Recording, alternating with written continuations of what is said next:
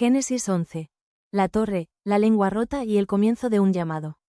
El mundo ya estaba lleno otra vez. Después del diluvio, la tierra había respirado, la vida había regresado, los pueblos habían surgido y se habían extendido. La humanidad era como un río ancho. Avanzaba, se multiplicaba, ocupaba territorios. Pero en ese tiempo, todavía existía una sensación de unidad poderosa. No una unidad espiritual, sino una unidad cultural. Todos hablaban el mismo lenguaje y usaban las mismas palabras. Imagina lo que eso significa. Significa que las ideas viajaban sin tropiezos, que los acuerdos se hacían rápido, que los planes se coordinaban con facilidad, que nosotros, humano podía volverse enorme, porque no había barreras de comunicación. Y ese poder de unidad, que podía haberse usado para bien, se volvió combustible para otra cosa. La llanura de Sinar. Cuando el hombre quiso establecerse para siempre. La humanidad se desplazó hacia el oriente y halló una llanura en la tierra de Sinar. Una llanura es tentadora. Es amplia, fácil para construir, buena para asentarse, cómoda para expandirse. Donde no hay montes que dividan, la ambición se siente sin límites. Y allí se asentaron, y como sucede cuando los hombres se asientan y se sienten fuertes, comenzaron a hablar no solo de sobrevivir, sino de levantar grandeza. Se dijeron unos a otros: vamos, hagamos ladrillo y cozámoslo con fuego. Esa frase marca un avance humano. No estaban usando piedra encontrada, estaban fabricando. Estaban dominando técnica, estaban descubriendo cómo crear materiales duraderos. La civilización nacía con fuerza. Y usaron asfalto como mezcla, como cemento. Una obra planificada, una estructura pensada para durar. Y entonces dijeron lo que realmente querían. Vamos, edifiquémonos una ciudad y una torre cuya cúspide llegue al cielo. Y hagámonos un nombre. Ahí está el corazón del asunto. Hacernos un nombre. No era solo construir por necesidad. Era construir por identidad. Era dejar huella. Era convertirse en un símbolo. Y añadieron una razón que revela su miedo. Para que no seamos esparcidos sobre la faz de toda la tierra. En otras palabras, querían unidad por temor. Querían control. Querían evitar dispersarse. Es curioso. Dios había mandado llenar la tierra. Ellos querían quedarse juntos en un solo centro, como si el mundo fuera demasiado grande para confiarle su futuro a Dios. La torre no era solo un edificio, era una declaración. Nosotros podemos sostenernos solos, nosotros podemos alcanzar el cielo, nosotros podemos asegurar nuestro destino. Dios desciende. El cielo no estaba tan lejos. Entonces el texto dice algo que es casi irónico. Y descendió Jehová para ver la ciudad y la torre. La torre aspiraba a tocar el cielo, pero Dios desciende para verla, como si la ambición humana, por alta que sea, siempre esté lejos de alcanzar a Dios. Dios observa, y declara una verdad sobre la unidad humana. El pueblo es uno, y todos tienen un solo lenguaje, y ahora nada les hará desistir de lo que han pensado hacer. No es que Dios tema el ladrillo, es que Dios ve el rumbo del corazón humano cuando se une sin humildad. La unidad sin obediencia puede volverse una máquina de orgullo. Cuando muchos hombres pecadores se convierten en un solo impulso, la capacidad de hacer mal crece. El problema no era la cooperación, era el propósito. Hacerse un nombre, asegurar control, evitar depender. Entonces Dios decide intervenir, no destruyendo la humanidad, sino limitando su arrogancia. Confundamos allí su lengua, y con ese acto, algo invisible se volvió barrera. De pronto, la misma frase que ayer construía se volvió incomprensible. La coordinación se rompió, la planificación se volvió caos. La mano extendida ya no entendía la instrucción. La risa se volvió frustración. La obra se detuvo no porque faltara material, sino porque faltó entendimiento. Imagina la escena. Un trabajador pide un ladrillo y le traen asfalto. Otro pide agua y le traen herramientas. Un capataz grita órdenes y nadie sabe qué está diciendo. Los grupos se apartan, se miran con sospecha, discuten, se separan. El lenguaje, que era puente, se volvió muro. Y así, dejaron de edificar la ciudad. Y Dios los esparció sobre la faz de toda la tierra. Lo que ellos querían evitar sucedió, pero no como accidente, como consecuencia. Y el lugar fue llamado Babel, porque allí fue confundido el lenguaje. Babel queda como símbolo de una verdad. Cuando el hombre intenta alcanzar el cielo sin Dios, termina perdiendo incluso lo que lo une. La otra mitad del capítulo, de la torre al linaje de la promesa. Y entonces, como si Génesis 11 quisiera mostrar que Dios no solo detiene el orgullo, sino que prepara un camino de salvación, el capítulo cambia de ritmo. Pasa del ruido de una ciudad a la calma de una genealogía. Pasa de la multitud al hilo fino de una familia. Porque la historia bíblica funciona así.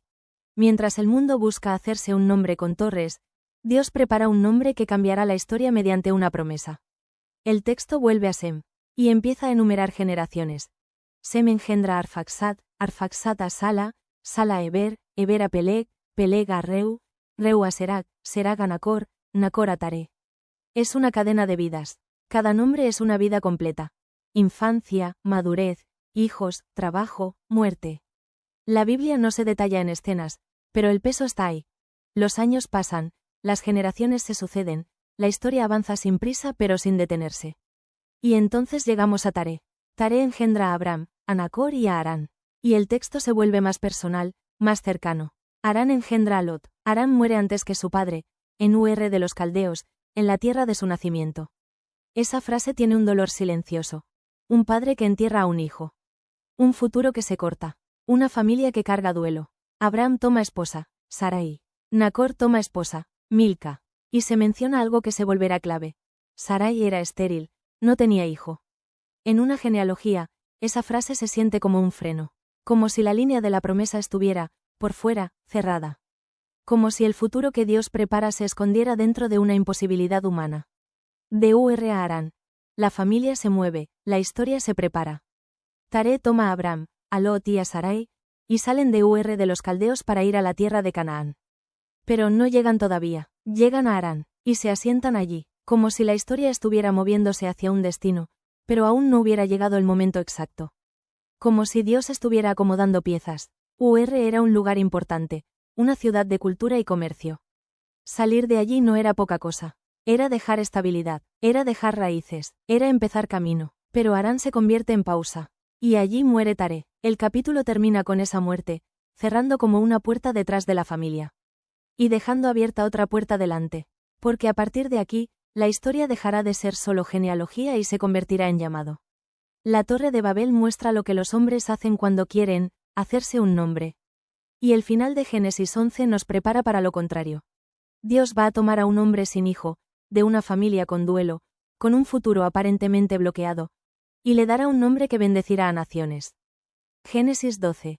El llamado, la promesa y el primer paso fuera de lo seguro. Abraham no era un aventurero joven, no era un muchacho que soñaba con mapas y horizontes, era un hombre ya formado, con historia, con hábitos, con memoria. Había vivido lo suficiente como para saber que el mundo no siempre recompensa al que se arriesga. Había aprendido que las raíces dan seguridad. Una casa, un clan, un nombre conocido, un lugar donde la gente te reconoce y tú reconoces los caminos. Y, aún así, Dios lo llamó. No lo llamó desde la multitud, ni desde el ruido de una ciudad orgullosa como Babel. Lo llamó desde la intimidad de un hombre y su casa, como si la historia grande de Dios siempre comenzara con una voz personal. Vete, la palabra que rompe la comodidad. La voz de Jehová llegó a Abraham con una orden que no se parece a un consejo. Vete de tu tierra, de tu parentela y de la casa de tu padre, a la tierra que te mostraré. Es una orden sencilla en palabras, pero inmensa en peso. Tierra, significa estabilidad. Parentela, significa protección. Casa de tu padre, significa identidad. Dios no le pidió solo que cambiara de ciudad, le pidió que cambiara de fundamento. Que saliera de lo que lo sostenía. Que caminara hacia lo desconocido sin un mapa completo. Y lo más desafiante es esta parte. A la tierra que te mostraré. Dios no le dijo el destino con detalle. Le dio una promesa, no un plano. Porque con Abraham, Dios no está construyendo solo geografía, está construyendo fe. La promesa. Una vida que bendecirá a otros. Y Jehová no solo ordenó, prometió. Haré de ti una nación grande. Abraham no tenía hijos. Sarai era estéril. Su historia parecía cerrada. ¿Cómo puede un hombre sin descendencia convertirse en nación? Ahí empieza el estilo de Dios. Prometer lo que el hombre no puede fabricar. Te bendeciré. La bendición aquí no es un amuleto. Es una intervención divina sobre la vida. Favor, protección, propósito. Engrandeceré tu nombre. Esto es crucial porque viene justo después de Babel. En Babel, los hombres dijeron, hagámonos un nombre. En Génesis 12, Dios le dice a Abraham, yo engrandeceré tu nombre. La diferencia lo cambia todo. Babel, el nombre se roba por orgullo. Abraham, el nombre se recibe por gracia. Y serás bendición. Abraham no sería bendecido solo para sí. La bendición se convertiría en río. Dios lo estaba escogiendo para que su vida fuera canal, no estanque. Bendeciré a los que te bendijeren. Dios se compromete con Abraham como protector, como aliado. No en el sentido de que Abraham no enfrentará problemas, sino en el sentido de que su vida no quedará a merced del azar. Y en ti serán benditas todas las familias de la tierra. Esa frase es enorme, va más allá de un clan, va más allá de Canaán, va más allá de una nación. Todas las familias, Dios está anunciando que lo que comienza con un hombre terminará tocando al mundo. El acto silencioso que lo cambia todo. Abraham obedece. Y Abraham se fue. El texto lo dice sin adornos, como si la Biblia quisiera que entendamos que la grandeza espiritual no siempre viene con discursos. A veces viene con pasos. Abraham tomó a Sarai, su esposa. Tomó a Lot, su sobrino. Tomó sus bienes. Tomó las almas adquiridas en Harán, siervos, gente bajo su cuidado. Y salió. La salida de Harán debió ser un momento difícil. Dejar la tierra conocida no es solo dejar calles. Es dejar recuerdos. Es dejar la tumba de Taré. Es dejar el punto donde tu historia estuvo anclada. Pero Abraham caminó. La fe, en su forma más pura, no es sentir certeza, es obedecer sin verla completa. Abraham tenía 75 años. No era tarde para Dios. Canaán. El primer contacto con la tierra prometida. Abraham entró en la tierra de Canaán. El texto menciona que llegó hasta Siquem, hasta el valle, o encinar, de Mor. Y añade un detalle importante. Y el cananeo estaba entonces en la tierra. Eso significa que la promesa no era, toma un terreno vacío. Era, yo te daré una tierra ocupada. La promesa no negaba la realidad. La atravesaba. Abraham caminaba por un lugar donde otros ya vivían, donde otras culturas tenían sus dioses, sus ciudades, sus límites. Canaán no era un regalo simple. Era un escenario complejo. Y allí, Jehová se le apareció. Y le dijo, a tu descendencia daré esta tierra. Otra vez, descendencia. Abraham escucha promesas sobre hijos, siendo un hombre sin hijos. Pero en vez de discutir, Abraham responde con un acto que revela su corazón. Edificó un altar a Jehová. Un altar es un acto de adoración, pero también es una declaración territorial espiritual. En este lugar, yo reconozco a Jehová. Abraham no toma la tierra con espada, la marca con adoración. Betel y Jai. El camino se vuelve altar. Luego Abraham se movió hacia un monte al oriente de Betel. Y asentó su tienda. Ese detalle. Asentó su tienda. Muestra que Abraham vivía como peregrino. No construía palacios, no levantaba muros, vivía ligero, como quien sabe que su seguridad no está en la piedra, sino en Dios. Teniendo a Betel al occidente y Jai al oriente, Abraham edificó otro altar. E invocó el nombre de Jehová. Esa frase es clave. Invocar el nombre de Jehová es vivir en relación. Es llamar a Dios no como idea, sino como presencia. Abraham era un extranjero en la tierra, pero no estaba solo. Después siguió caminando hacia el sur, hacia el Negev, como quien sigue un llamado sin saber cada detalle. La prueba inesperada. Hambre en la tierra prometida. Y entonces llegó la hambruna. Esto es importante. La tierra prometida no se presentó como un camino de comodidad inmediata. La promesa no anuló el hambre. Hubo hambre en la tierra, y Abraham descendió a Egipto para morar allá. Porque era grande el hambre. Aquí empieza una enseñanza dura. A veces Dios llama, y aún así el camino incluye necesidad. La fe no es ausencia de problemas, es caminar con Dios dentro de ellos. Egipto era un lugar de recursos, de ríos, de provisión. Pero también era un lugar de poder, de peligros, de reyes. Abraham baja a Egipto no como conquistador, sino como necesitado. El miedo de Abraham. Cuando la promesa se cruza con la fragilidad. Cuando Abraham estaba por entrar en Egipto, habló con Sarai. Y sus palabras revelan temor. Sé que eres mujer de hermoso aspecto. Abraham anticipa lo que podría pasar. Que al verla, los egipcios dirían, es su esposa, y lo matarían para quedarse con ella. Y entonces Abraham le pide a Sarai que diga que es su hermana. Para que a él le vaya bien. Para salvar su vida. Esta escena es incómoda porque muestra algo real. El hombre de fe aún lucha con miedo. Abraham, que oyó promesas gigantes, ahora tiembla ante un peligro concreto. No es la primera vez que el miedo empuja a alguien a buscar control. Abraham no deja de ser humano solo porque Dios lo llamó. Egipto y el palacio. Belleza, poder y amenaza. Entraron en Egipto, y tal como Abraham temía, Sarai fue vista como hermosa en gran manera. Los príncipes de Faraón la vieron, la alabaron, y la llevaron a casa de Faraón.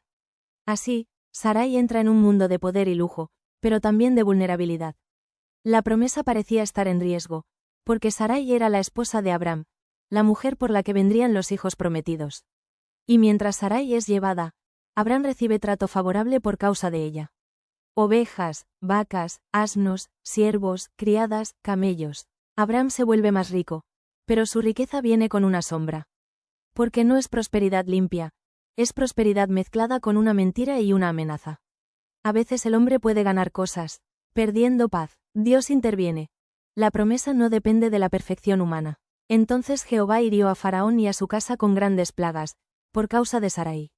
Esto es crucial. Dios protege a Sarai. Dios protege la promesa. Dios actúa aunque Abraham esté fallando. La fidelidad de Dios no es frágil como la del hombre. Faraón llamó a Abraham y lo confrontó. ¿Qué es esto que has hecho conmigo? ¿Por qué no me dijiste que era tu esposa? Faraón, un rey pagano, habla con sentido de justicia contra Abraham. Es una ironía dura. El hombre llamado por Dios es corregido por un extranjero.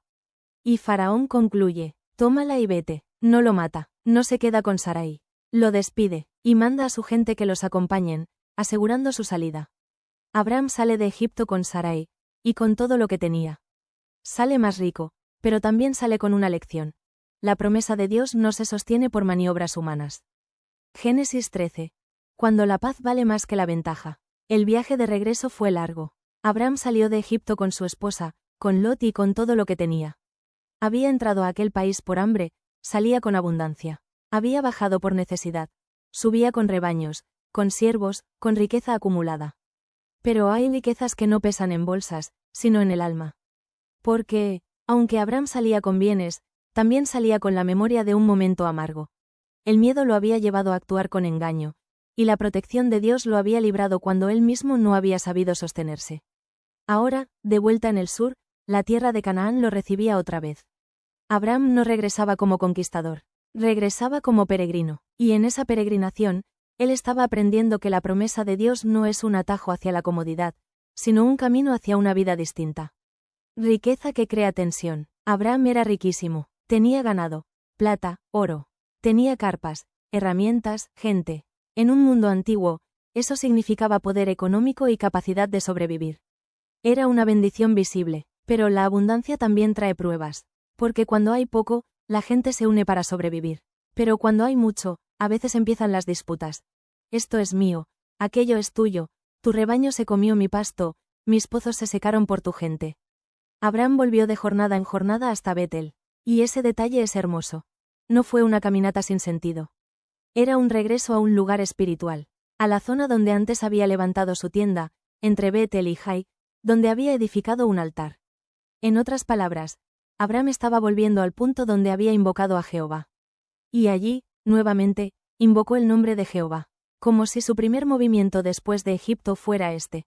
Volver a Dios, volver al altar, volver a recordar que su vida no se sostiene por ganado ni oro, sino por la presencia del Señor. La contienda. Cuando los rebaños se vuelven problema. Lot, el sobrino de Abraham, también había prosperado. Lot no era un hombre pobre siguiendo a un rico. Tenía ovejas, vacas, tiendas. Tenía su propia estructura. Y entonces ocurrió lo inevitable. La tierra no bastaba para ambos. No porque Canaán fuera pequeño, sino porque sus posesiones eran muchas. Los rebaños necesitaban pasto, los pastores necesitaban agua, las tiendas necesitaban espacio, y surgió contienda entre los pastores del ganado de Abraham y los pastores del ganado de Lot. El texto incluso añade un detalle que aumenta la tensión. El cananeo y el fereseo habitaban entonces en la tierra. Eso significa que no solo había un conflicto interno, también había observadores. Había pueblos alrededor, había potencial de que un conflicto familiar se volviera una grieta peligrosa en medio de una tierra ocupada. En un lugar así, la división no era simple. Podía ser fatal. Abraham elige paz.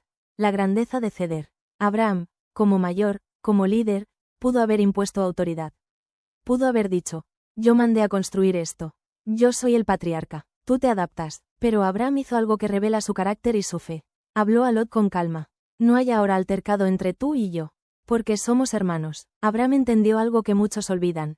El vínculo vale más que el terreno. La relación vale más que el pasto. La paz vale más que la ventaja. Y entonces Abraham hizo una propuesta que, en términos humanos, parece arriesgada. ¿No está toda la tierra delante de ti? Apártate de mí. Si tú vas a la izquierda, yo iré a la derecha. Si tú vas a la derecha, yo iré a la izquierda. Abraham le dio a Lot la primera elección. Eso no es solo generosidad, es fe.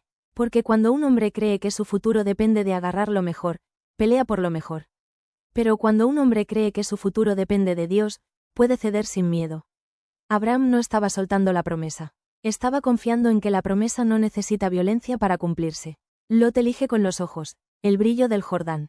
Lot alzó sus ojos, y vio toda la llanura del Jordán. El texto la describe como un lugar de riego, verde, abundante, como el huerto de Jehová, como la tierra de Egipto. Un lugar atractivo, fértil, prometedor para rebaños grandes. Y Lot escogió para sí toda la llanura del Jordán. Su elección fue rápida y lógica. Más agua, más pasto, más prosperidad. Lot partió hacia el oriente. Y se apartaron el uno del otro. En ese instante, el capítulo marca una separación que parece simple. Dos familias buscando espacio. Pero que será decisiva en el futuro. Porque Lot no solo eligió tierra fértil, eligió cercanía con ciudades que llevaban una sombra. El texto dice que Lot se asentó en las ciudades de la llanura y fue poniendo sus tiendas hasta Sodoma. Y luego añade una frase que funciona como advertencia. Los hombres de Sodoma eran malos y pecadores delante de Jehová en gran manera. Esa frase es como un trueno lejano. Todavía no cae la tormenta, pero el cielo ya está hablando. Lot eligió con la vista, pero no midió el ambiente moral. Eligió lo que parece, sin considerar lo que es. Dios habla a Abraham. Cuando el hombre suelta, Dios afirma. Después de que Lot se apartó, Jehová habló a Abraham. Ese orden es hermoso. Abraham cedió. Y luego Dios reafirmó.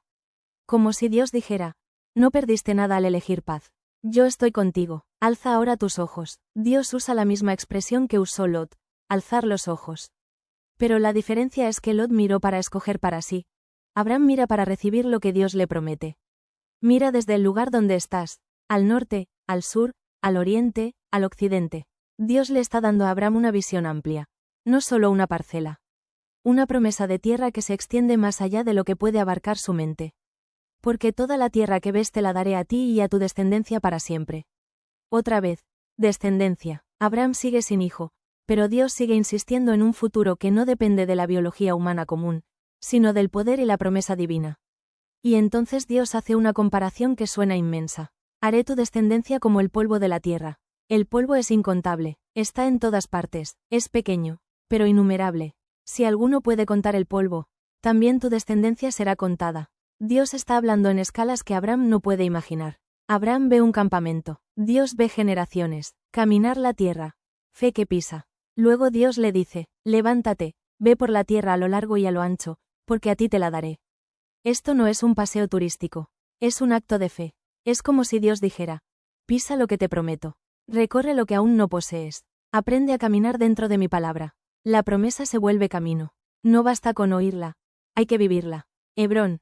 Tienda, altar, permanencia humilde. Abraham levantó su tienda, se movió y habitó en el valle de Mamre, que está en Hebrón. Y allí edificó un altar a Jehová. Otra vez un altar. Abraham marca su vida con estos actos, tienda y altar. La tienda dice, soy peregrino, no estoy aferrado. El altar dice, Dios es mi centro, no mi terreno. Y así termina Génesis 13. Con Abraham en Hebrón, no con la mejor llanura del Jordán, pero con la promesa renovada, con paz, con claridad, con un altar encendido. Mientras Lot, con su elección brillante, se acerca a Sodoma, donde el brillo de la tierra ocultaba la oscuridad del corazón humano.